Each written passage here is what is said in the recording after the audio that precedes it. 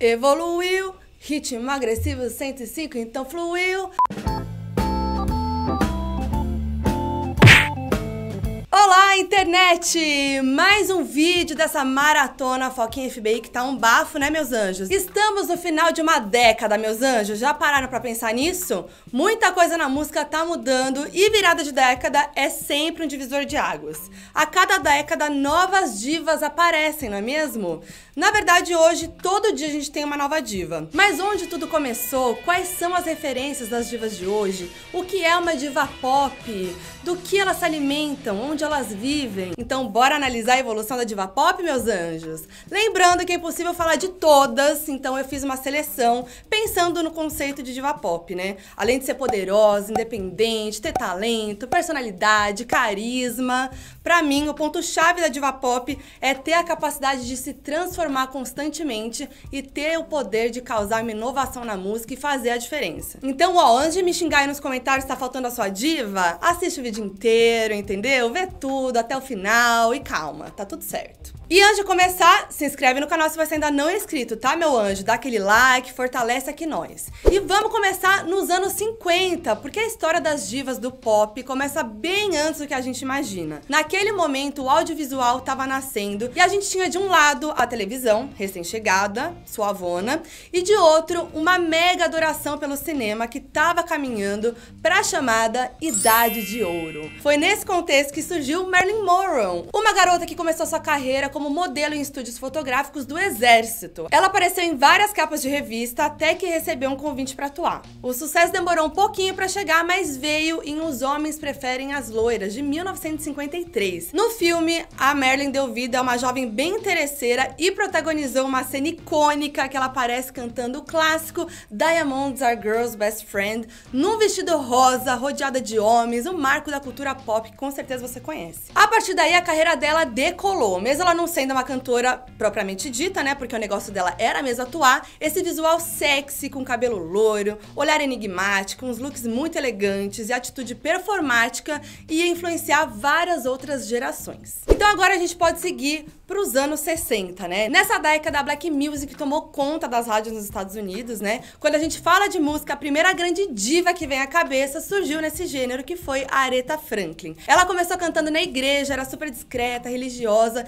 e só ia se tornar um ícone em 1967. Naquela altura, ela tinha só 25 anos e os Estados Unidos viviam uma explosão de acontecimentos. Estavam rolando comoções sociais, assassinatos políticos e uma série de protestos contrários à guerra do Vietnã. O machismo também estava muito forte naquela época. E aí foi nesse momento que ela decidiu regravar uma música super machista de Otis Redding, chamada Respect. Mal sabiam as pessoas que este se tornaria um dos maiores hinos feministas da história. Imagina essa letra cantada por um homem e por uma mulher. A conotação fica totalmente diferente. O trecho da letra diz assim: ó, seus beijos mais doces que mel, e adivinha, meu dinheiro também é. Tudo que eu quero que faça por mim é dar pra mim quando você chegar em casa. A interpretação da Aretha inverteu completamente o sentido dessa música, né, e se tornou um clássico sobre mulher e poder, muito maravilhosa.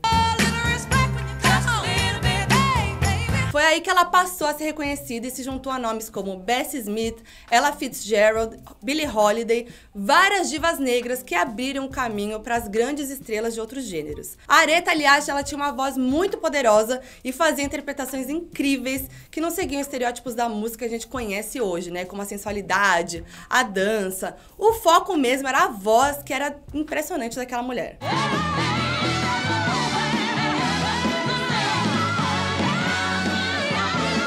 Vamos falar agora de outro ícone, porque todos esses aspectos que a gente julga hoje, né, como tem que ter numa diva, que é os looks excêntricos, essa coisa da beleza toda e tal, foram muito explorados por um ícone da época, né, que era a Cher maravilhosa. Ela saiu da casa dela aos 16 anos e começou se apresentando em clubes pequenos. E aí, circulando entre essa galera da cena alternativa, ela conheceu o Sonny Bono e se casou com ele no início dos anos 60. E aí começou uma parceria de muito sucesso, porque eles formaram a dupla Sonny e Cher, e venderam 80 milhões de álbuns e singles. O casal também teve um programa de TV e foi aí que a Cher começou a emplacar uma série de tendências de moda, como a calça boca de sino, o cabelo longo liso. Ela também foi a primeira mulher em toda a história a mostrar um umbiguinho durante a transmissão na TV americana, o que era considerado um ato de extrema ousadia na época. O casamento não deu certo, a dupla acabou e ela seguiu carreira solo, emplacando um hit atrás do outro. Enquanto isso, os figurinos que ela escolhia para as aparições públicas dela também começaram a chamar muita atenção e a bombar, porque eram quase sempre extravagantes, um indício ali de que estava nascendo essa parada obrigatória para ser considerada uma diva nos dias de hoje, né? O visual. E ela sempre era muito ousada, ostentava os vestidos com cauda longa, decote, barriga de fora, fenda, muito brilho, muito paetê. Um exemplo disso foi quando ela apareceu no baile do Met em 74, que ela escolheu esse vestido transparente com muitas penas. Até hoje, ele é um dos looks mais comentados da história do evento. Agora vamos cortar rapidinho pro presente, porque nas duas últimas décadas a gente fala muito sobre o autotune, né? Aquele efeito que deixa o artista com voz computadorizada e muitas vezes pouco natural, né? A gente critica muito, inclusive. E adivinha quem popularizou o seu uso e trouxe isso pra cena pop? A Cher, meus anjos! Em 1998, ela decidiu gravar o single Believe, um dos primeiros a empregar essa novidade. Inclusive, esse efeito também é muito conhecido como efeito Cher, não é à toa, né? E agora, de volta aos anos 60, não dá pra deixar de lado a importância do country na formação das divas, né? Oi Miley Cyrus, oi Taylor Swift, oi Kelly Clarkson. E nessa altura aí, quem tava bombando muito era a Dolly Parton, né? Em 7 anos de carreira solo com o hit Jolene, ela foi coroada a rainha do country. A Dolly tem uma voz muito inconfundível, muito carisma e tinha um visual glamouroso de diva, né? Cheia de glitter, sensualidade, figurinos marcantes, aquele cabelo cheio de laquê. E Miley Cyrus tem de onde puxar, né? Pra quem não sabe, a Dolly é madrinha da Miley Cyrus, bafo, né?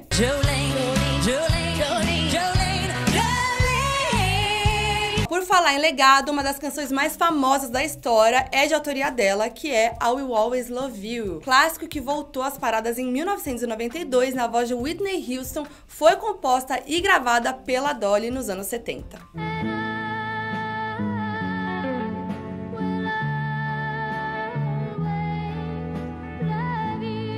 Então vamos falar da Era de Ouro, que foi os anos 70. Esse período é um dos mais importantes quando se fala de evolução das divas pop, né? Porque principalmente foi um dos períodos mais inventivos na música. E por causa dessas inovações aí desse período, muitos artistas hoje se influenciaram por essa década. A Donna Summer é um desses casos. Ela também arrasava nos visuais, sempre cheia de brilho, extravagância, e tinha um cabelo volumoso que ia ser copiado muito nos salões do mundo inteiro.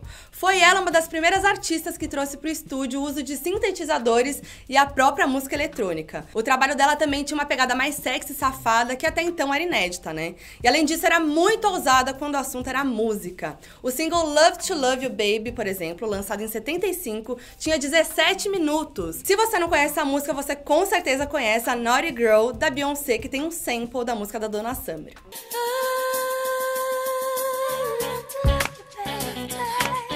E agora vamos falar do movimento punk. Em Nova York, com a cena artística fervendo, quem fez bastante barulho foi a Debbie Harry. Quando ela caminhava pelas ruas, inclusive, ela recebia várias cantadas, aquelas péssimas, e a clássica era Ei Loirinha, ou melhor, Hey Blondie.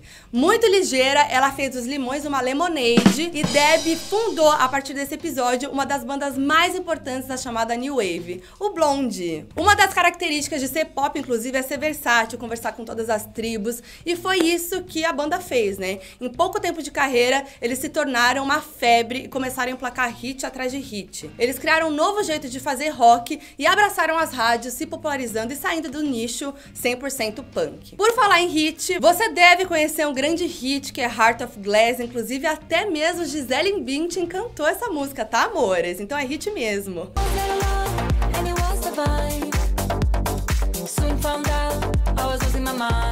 E no clipe, gravado numa boate meio que caindo aos pedaços, a Debbie aparece maravilhosa, plena, e apresenta uma das suas marcas registradas, o carão. Algo que outras divas já faziam, né? Mas a partir daí que seria muito copiado. Acho que foi a primeira vez que teve aquele carão no videoclipe. Outra mulher maravilhosa da cena punk que a gente tem que falar é a Patti Smith. Vinda de Chicago, ela começou a transformar suas poesias em música. O visual dela também chamava muita atenção pela presença de paletó, camisa, coturno, tudo muito tomboy, andrógena. E tem foto mais icônica do que essa capa desse disco dela? Muito musa. Mas, peraí, meu anjo, não tá faltando falar de conceito, não? Tá sim. E falou de conceito, falou de Kate Bush. A Kate nunca foi muito do estrelismo e tal, e sempre impôs seus limites, né? Ela era uma das artistas mais reclusas e misteriosas da história e lançou moda mesmo a partir das suas interpretações, que eram sempre muito performáticas. Longe dos palcos, até porque ela fez uma turnê ao longo dos 35 anos de carreira, ela começou a arrasar nos clipes, que era uma nova mídia que estava começando a chamar a atenção do público, mas nem todo mundo estava se jogando. Neles, a Kate adorava incorporar elementos de dança moderna, do teatro, bem conceitão. Os clipes dela, inclusive, me lembram muito da Marina and Diamonds. Agora o negócio tá esquentando mais, mores, que a gente tá indo pros anos 80 e a gente chega no momento crucial da história do pop. No início da década de 80, a Cyndi Lauper se tornou muito popular e foi uma precursora da música pop que a gente conhece hoje. De cara, ela já resgatou a ideia da Aretha Franklin de interpretar uma música considerada machista e inverter seu sentido. Girls Just Wanna Have Fun ficou em primeiro lugar em mais de 10 países e foi a partir daí que as pessoas começaram a olhar com mais atenção para as paradas musicais.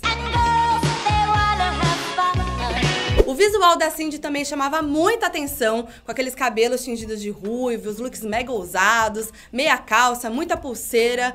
Quase todo adolescente queria se vestir como ela naquela época. O que são as makes de euforia, por exemplo, perto de Cyndi Lauper, meus anjos? Aqui, ó, referências. Mas a figura da diva que tem carão, interpretação poderosa, entrada triunfante, conceito e tudo mais foi personificada em uma única pessoa que mudaria completamente os rumos da indústria. Pode entrar, Rainha Madonna. Agora prepara, meus anjos, porque vem textão, porque precisamos dedicar um tempo aí pra falar de Madonna, né? O primeiro álbum dela chegou em 1983, mas ela só foi bombar mesmo no ano seguinte, quando chegou às lojas do disco Like a Virgin, dedicada a todas as virgens do mundão. O visual da Madonna também foi muito copiado. Ela tinha uma atitude única e usava, entre outras coisas, aquele cabelo meio desgrenhado, batom vermelho, uma pinta feita com delineador aqui perto da boca, muitas pulseiras e a meia arrastão que virou uma febre. E logo, claro, rolaram algumas acusações de plágio por parte da Cyndi, né? Mas aí já era tarde demais, o sucesso já tinha vindo, ela tava bombando e naquele ano ela seria convidada para se apresentar no primeiro VMA, que foi um bafo. Na apresentação, ela saía de dentro de um bolo de casamento gigante e vocês achando que Pablo Vittar tinha ido longe demais, né, no clipe de Parabéns. E aí, no improviso, ela acabou rolando no chão e simulou masturbação no palco, o que pro costume da época lá era muito ousado, né? E olha como as referências são importantes aí na cultura pop, né? Lembra que lá atrás eu falei sobre aquela cena lendária da Marilyn Monroe, cheia de joias, com vários boys gatos atrás dela? Isso serviu de inspiração pro clipe de Material Girl da Madonna. Ela, aliás, tem esse apelido até hoje e se inspirou na figura retrô da Marilyn em vários outros momentos da carreira. A Madonna também foi uma das grandes responsáveis pela popularização do videoclipe. Ela ia cada vez mais além, investia pesado nas produções e ela aproveitou esse embalo para começar a falar de temas bem sérios e cutucar a Igreja Católica também. A Madonna se tornou uma grande porta-voz às causas sociais e apesar de muita gente tentar desmerecer ela na época, dizendo que seu trabalho era vazio e superficial, ela se tornou uma grande defensora da causa LGBTQIA+. Um marco na carreira da Madonna foi a luta contra a AIDS, por exemplo. Só pra ter uma ideia, no encarte do disco Like a Prayer, ela trazia uma página inteira explicando como se prevenir a epidemia. Muito maravilhoso. Esse álbum chegou às lojas em 1989 e fez um barulhão. É que uma das maiores polêmicas ia começar com o clipe da faixa título, né? Nele, a Madonna dança em frente a cruzes pegando fogo e beija um Jesus Cristo negro, tentando chamar atenção para as injustiças sociais e policiais. E além dos boicotes organizados pela população conservadora, né, rolou uma censura e a MTV só exibia essas imagens depois da meia-noite. Ela foi excomungada pela Igreja Católica, o que aconteceu 3 vezes no total, mas não tava nem aí, decidiu sair em turnê, e quando rolou a Blonde Ambition Tour, no ano seguinte, a Madonna já era uma referência de moda. Foi aí que ela decidiu firmar uma parceria com o estilista francês Jean-Paul Gaultier, e dessa relação surgiu um dos figurinos mais icônicos da carreira, um corset dourado que trazia 2 cones no lugar dos seios.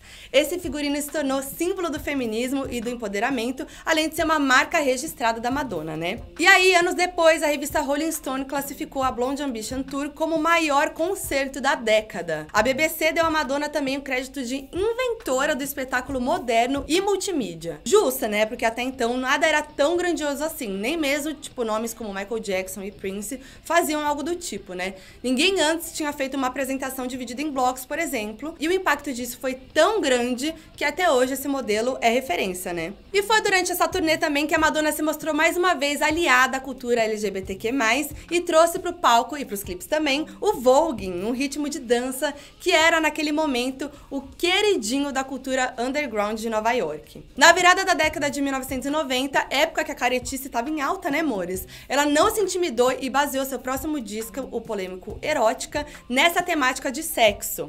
Era um trabalho mega conceitual, incrível, mas acabou não indo muito bem aos olhos da crítica, né? Tinha inclusive o clipe de Justify My Love, que foi banido da MTV por conter conteúdo pornográfico e foi lançado em VHS por causa disso, algo que ninguém tinha feito antes disso. Ela lançou também o livro Sex, que virou best-seller e foi classificado depois como uma obra pós-feminista e libertária, porque trazia fotos eróticas da Madonna e do seu alter ego, que era Dita Parlo. Foi nesse cenário também que surgiu o disco Ray of Light, que ajudou a popularizar a música eletrônica e ainda tornou a Madonna uma artista respeitada ao ganhar 4 Grammys de uma só vez. Foi a partir daí que ela começou a ser chamada de Rainha do Pop.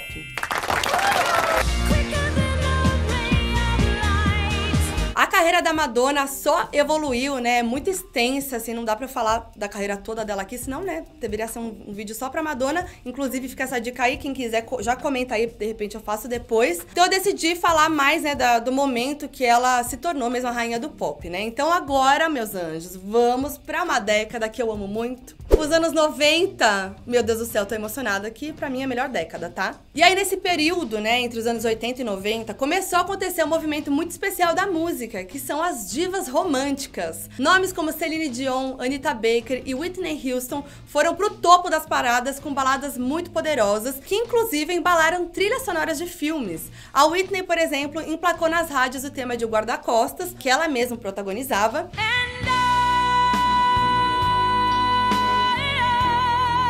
E a Celine, em 1996, colocou no topo das paradas o hit My Heart Will Go On, trilha de Titanic, né, meus anjos? Como esquecer? Mas agora vamos falar de uma das maiores revelações musicais dos anos 90, que foi a Mariah Carey. Ela se consagrou com notas altíssimas e com esse visual todo de diva clássica e um senso de humor maravilhoso, né, meus anjos?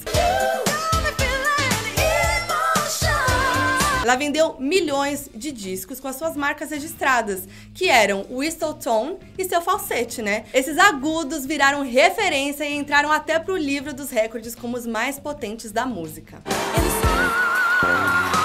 A Mariah também emplacou 18 singles em primeiro lugar na parada Hot 100 da Billboard, que mede, né, os principais lançamentos da semana. E um deles, aliás, o One Sweet Day, quebrou o recorde de faixa que por mais tempo esteve em primeiro lugar. E essa marca ficou intacta por 24 anos, quebrada recentemente por Lil Nas X com Old Town Road. E a Mariah, inclusive, até parabenizou o Lil Nas X recentemente, inclusive tô até agora esperando esse feat. Outra pessoa que não pode ficar de fora dessa lista é a maravilhosa Missy Elliott. Ela é uma cantora de rap, né, mas tem muito forte essa coisa da diva. E ela, com toda a sua criatividade, aquela mulher poderosa, ela também revolucionou as maneiras de produzir videoclipes. Tanto que agora, em 2019, ela foi homenageada com o MTV Vanguard Award. E como isso impacta os dias atuais, meus anjos? Foi a partir do seu trabalho se firmando como a primeira mulher a fazer rap de uma maneira tão aberta e genial que ela pavimentou o caminho de nomes de divas como Nicki Minaj, Cardi B e Lizzo, com quem inclusive ela chegou a gravar recentemente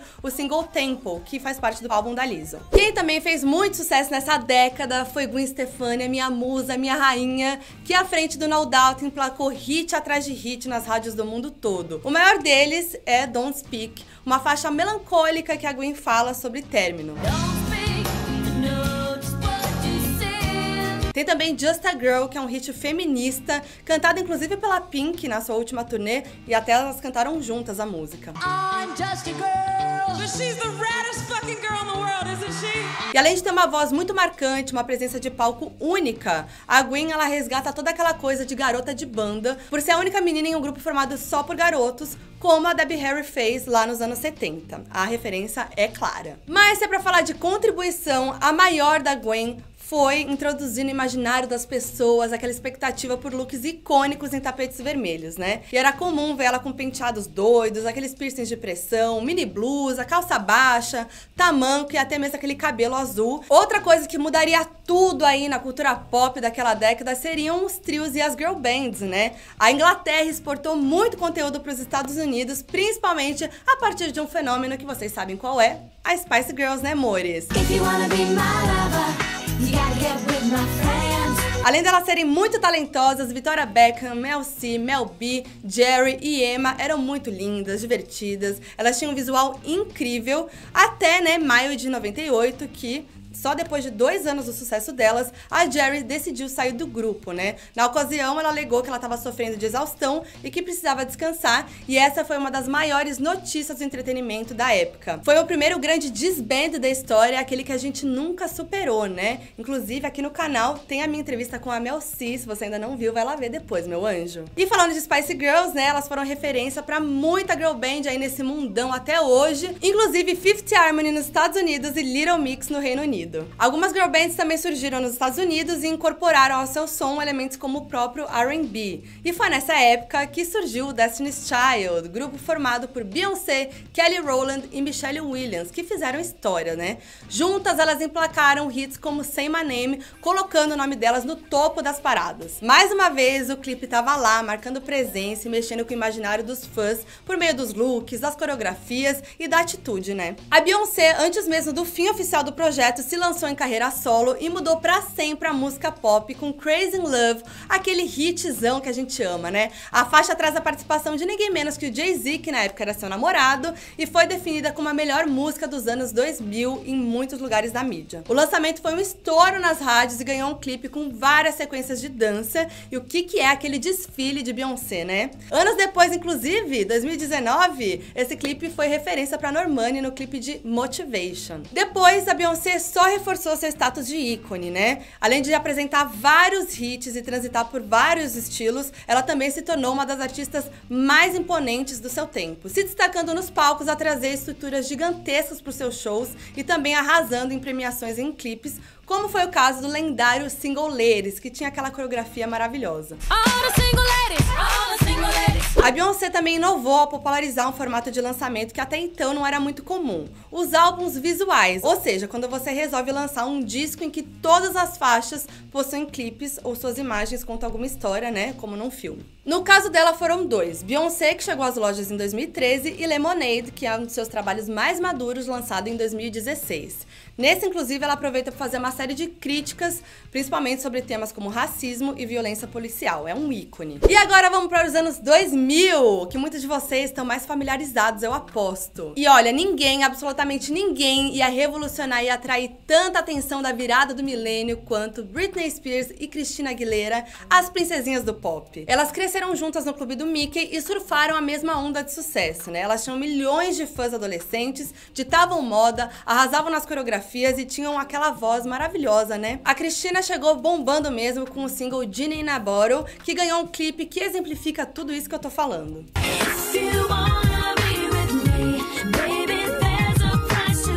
Já a Britney, ela foi amadurecendo aos poucos. Ela começou toda menininha, né? Foi ganhando mais atitude e tal. E aí apareceu vestida com o uniforme do colégio no clipe de Baby One More Time, um ícone também dos clipes, né? E aí, no piscar de olhos, ela já estava dominando tudo com uma presença de palco muito poderosa. Em pouco tempo, ela também se tornou uma símbolo sexual. No VMA de 2001, por exemplo, ela mostrou isso na prática ao fazer aquela apresentação mega sexy do single I'm Slave For You, usando uma cobra de verdade. Eu amo muito essa apresentação. E por falar em MTV, ao lado da Madonna, Christina e Britney protagonizaram um momento histórico da cultura pop. No VMA de 2003, Christina e Britney apareceram vestidas de noiva, enquanto a Madonna era o noivo, numa clara releitura do VMA em 1984, quando a Madonna se apresentou com Like a Virgin. Elas se casaram no palco e deram um beijão triplo. Sério, era só isso que se comentava na época. Aí a Britney seguiu fazendo vários trabalhos maravilhosos, né? Mas enquanto isso, as coisas ali no lado pessoal não iam muito bem, né? Em 2007, ela sofreu uma mega perseguição da mídia e teve um surto. Foi aquela época que ela raspou a cabeça, perdeu a guarda dos os filhos e a própria tutela. Ela precisou ser internada numa clínica de reabilitação e isso foi de certa forma meio importante porque começou a chamar a atenção para as questões ligadas à saúde mental, os limites da privacidade, a ética jornalística e tudo mais que hoje a gente fala muito, né? E também temos que falar de diva latina, né? No início dos anos 2000, a Shakira foi responsável por colocar a América Latina, mais precisamente a Colômbia, no marco da música pop. Se hoje ela é recordista de streamings, naquela época ela já fazia muito sucesso nas paradas americanas e europeias. Ela vendia muito disco e lotava estádio. Oh, baby, when you talk like that, you make a woman go mad. Mais tarde ela incorporou elementos até então inéditos na música dela, né? Como o tango e as flautas indianas. A globalização em pessoa a Shakira, né? Shakira tava bombando nos Estados Unidos e isso fez com que vários artistas latinos começassem a pensar em cantar em inglês. E em 2005, nesse mix de línguas, ela fez história ao se tornar a primeira artista hispano-americana a cantar uma música totalmente em espanhol em uma premiação da MTV. E o hit escolhido foi La Tortura, um dueto muito maravilhoso feito com um espanhol, Alejandro Sanz. Agora chegou o meu momento. Esse momento é meu de falar da minha rainha. Cada um tem a sua rainha, né, meus anjos? A minha rainha é a Rihanna, maravilhosa musa que surgiu nessa época também. A Rihanna, ela chegou ali, tranquilinha, suavinha, com seus hits e se transformou num fenômeno muito rápido. Tão grande, mas tão grande, que ela foi eleita em 2017, com pouco mais de 10 anos de carreira, como a cantora mais influente da década, meus anjos. Mas não é por menos, né? Porque ela abriu as portas para a era digital e se tornou a maior vendedora de discos nesse formato em toda a história. Ela também é a artista que mais contabiliza streams na história do Spotify, somando mais de 17 bilhões de execuções, meus anjos. E agora ela também tá atacando de rainha da moda aí, né? Investindo pesado na sua grife, a Fenty, dando aquele tempinho na música, né? Deixando a gente ansioso pro R9. Mas ela tá fazendo história porque ela se tornou a primeira artista negra a ter um império aí de marcas próprias. Maravilhosa, né? Incrível. E olha, o primeiro vídeo dessa maratona FBI é sobre a Rihanna, então vai lá assistir também se você ainda não assistiu. Então, como tem um vídeo todo dedicado a Rihanna, eu vou deixar a atenção dela para um vídeo próprio que ela merece, né, queridos? E agora eu vou falar da amiga de Rihanna, que é Katy Perry, que também foi outra artista que tomou pra si, no início da carreira, referências lá do passado. Quando o disco One of the Boys saiu em 2008, ela tinha aquela aparência bem pin-up, né, que depois foi substituído por um visual cheio de cores, que iam desde os mini vestidos que ela usava, até a cor do cabelo e toda a identidade dos seus clipes, dos seus shows. E naquela época ela teve como madrinha ninguém menos que a Madonna, que disse que I Kissed a Girl era a sua música favorita. Então ela já começou com tudo.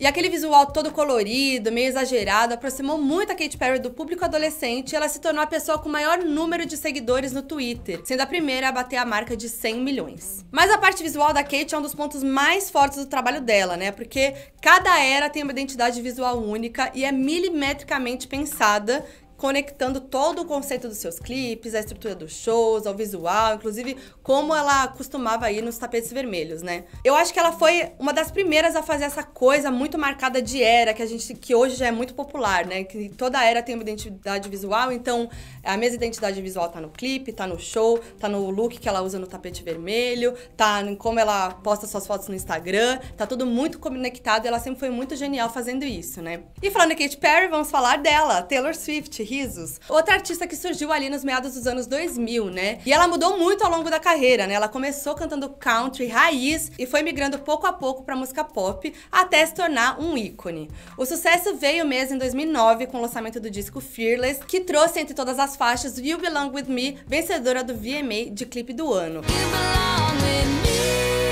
Inclusive, foi nessa época aí, nessa ocasião, que a Taylor protagonizou uma das cenas mais desconfortáveis e desrespeitosas da premiação e da música, que foi quando ela recebeu o prêmio. Ela teve seu discurso interrompido por Kanye West, que disse que o prêmio deveria ir pra Beyoncé. Quem que lembra dessa história? Não tem como esquecer, né? O assunto rendeu muito, a rivalidade entre eles aumentou também ao longo dos anos, e o episódio se tornou ponto de partida de um debate muito forte sobre machismo na indústria pop, que é forte até hoje na carreira da da Taylor Swift, né? E falando em rivalidade, né? Quem não lembra também da treta entre Katy Perry e Taylor Swift, né? Elas até chegaram a cortar a relação, virou muito tema aí de música, mas finalmente elas fizeram as pazes em 2019 a partir do clipe de You Need to Calm Down. E um dos fortes da Taylor Swift são as composições, né? E aos poucos ela foi deixando as suas letras cada vez mais diretas sobre o assunto, né? Por exemplo, da treta com a Katy Perry saiu Bad Blood. Do climão do Kanye veio toda a vibe do disco Reputation, né? Seu disco mais sombrio e mais diferentão de toda a carreira. As letras são muito sinceras e pessoais, inclusive seu último álbum, Lover, ganhou uma edição especial que traz trechos do seu próprio diário. É tudo muito detalhado. E a Taylor também arrasa nos seus shows, né? No ano de 2010, ela foi uma das artistas que mais vendeu ingresso, ocupando a segunda posição da lista de turnê mais lucrativa da história, perdendo só pra Madonna com a Stick and Sweet Tour de 2008. E falando nisso, eu não posso esquecer da Pink, né? Que atualmente com a Beautiful Trauma Tour, que inclusive foi encerrada no Rock in Rio agora, né? Ela se tornou a turnê feminina mais lucrativa da década, né? Agora, 2010, né? A Pink surgiu no início dos anos 2000, cheia de atitude, fazendo um pop com R&B, meio clichê na época, mas logo foi desenvolvendo essa identidade com aqueles vocais que remetem ao rock, né? Com referências de power pop, new wave, dance, hip hop. Mas a maior inovação dela foi em performance mesmo, né? Com aquelas acrobacias e essa estética circense, que já era forte na época, mas ela levou para os seus palcos. E ela também se tornou depois uma voz muito forte para os jovens, com seus discursos empoderados, né? Sobre mulheres, minorias, né? A comunidade LGBTQIA+, identidade de gênero, perfeita.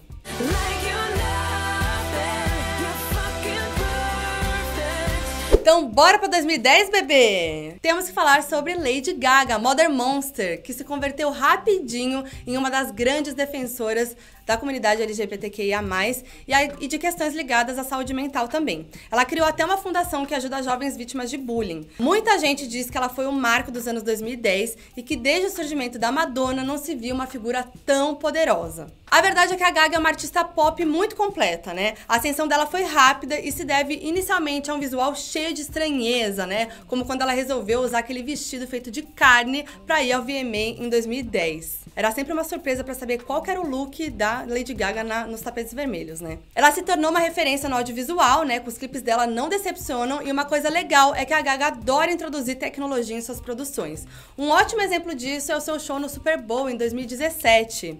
Nesse show, ela contou com a ajuda de 300 drones da Intel para iluminar o céu apenas, basiquinha. E além dela ser uma super cantora e ter se aventurado também no jazz ao lado de Tony Bennett, ela também se jogou ali no cinema, né, amores? Em 2019, ela foi protagonista da última versão de Nasce uma Estrela, esse clássico de Hollywood que fez com que ela vencesse o Globo de Ouro, o Grammy e o Oscar de melhor canção original com Shallow, Juntos e Shallow Now, que é um dueto com Bradley Cooper que fez muito sucesso, né? E mostrou esse lado mais dramático da Mother Monster. Em 2010, tivemos Selena Gomez, Demi Lovato e Miley Cyrus, o trio nascido na Disney, assim como Britney Spears e Christina Aguilera. E as três, elas logo tiveram um impacto muito forte com os jovens, com as crianças. E elas ajudaram a formar o perfil dessa nova diva, né? Que é super próxima do público, que tem as letras, as composições muito pessoais e super detalhadas. E ao mesmo tempo elas surgiram no momento que o pop estava sendo considerado como muito saturado, era muita gente fazendo a mesma coisa, mas mesmo assim elas se destacaram.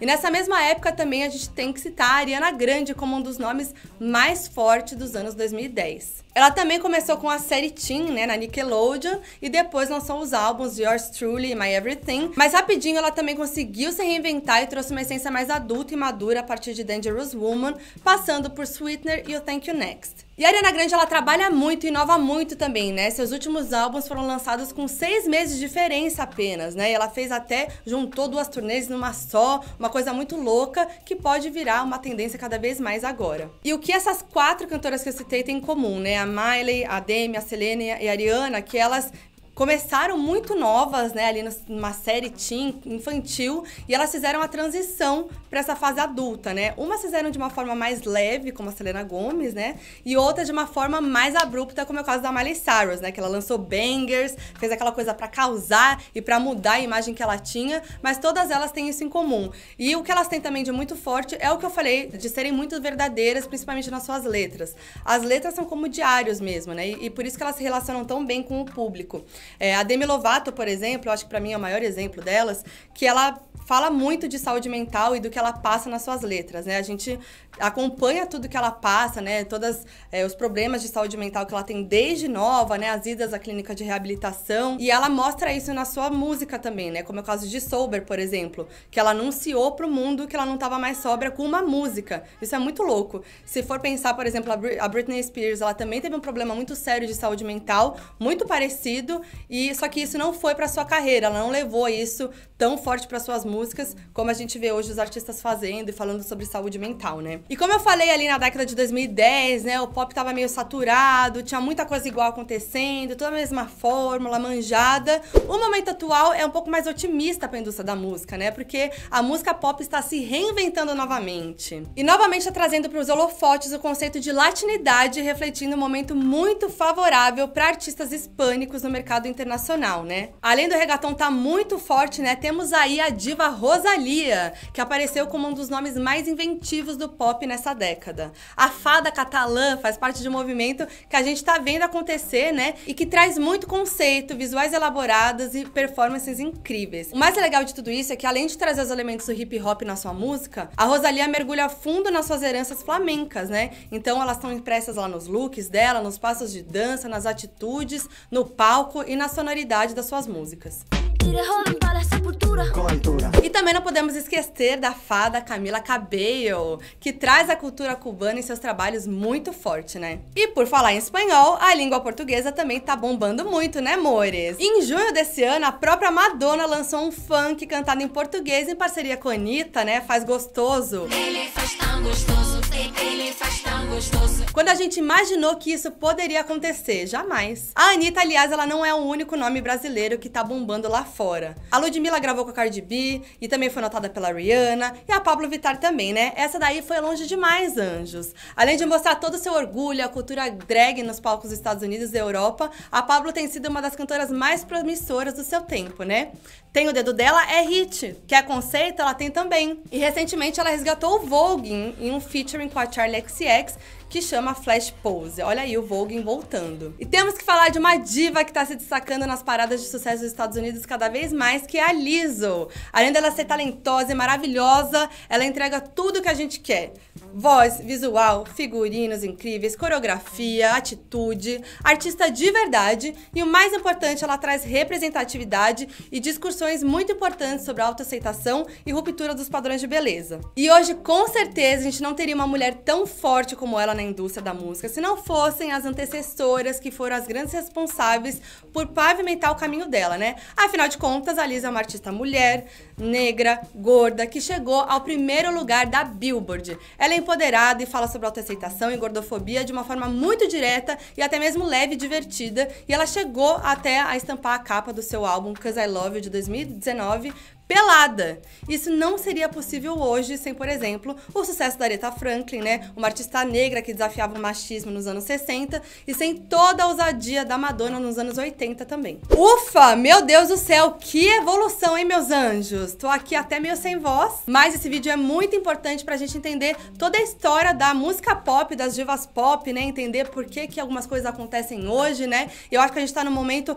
muito legal e muito esperançoso da música pop. Tô muito feliz com o empoderamento feminino aí na música pop, né? A gente tá vendo muitas mulheres brilhando e bombando nas paradas de sucesso, e é isso aí. Quero saber o que vocês acharam desse vídeo. Foi um vídeo muito especial pra mim e eu tava muito ansiosa pra colocar ele no ar. Quero saber a opinião de vocês, comentem muito aí, me contem o que vocês descobriram nesse vídeo, o que vocês gostaram mais, me conta também qual que é a sua rainha do pop, a sua diva que você ama muito, e me conta se você quer ver vídeos assim também mais vezes no canal, beleza? Dá aquele like, compartilha muito esse vídeo pra todo mundo, pra todos os seus parceiros, se inscreve no canal e é nóis!